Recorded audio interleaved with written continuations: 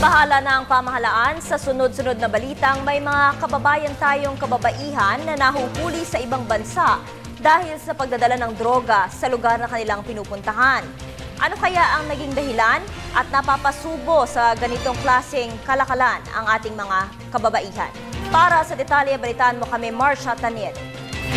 Ang patuloy na pagtaas ng bilang ng mga Filipino drug couriers o drug mules ay isa sa mga nakaharap ng Philippine Drug Enforcement Agency.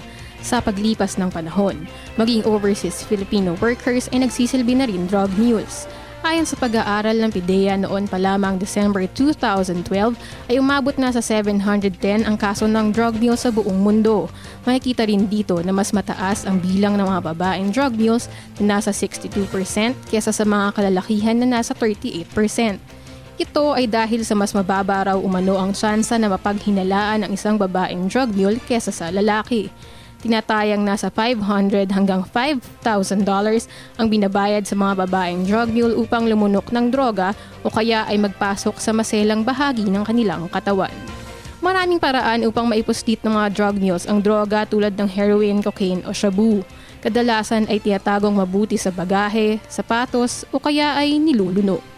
Sa kabila ng mabigat na parusa at mahigpit na kampanya laban sa drug trafficking, marami ang napipilitan na pumasok sa gaytong kalakaran. Karamihan umano sa mga napipilitan maging drug mules ay nanggaling sa mahirap na pamilya. Ang ilan naman ay nirecruit online ng kapwa Pilipino na nasa ibang bansa.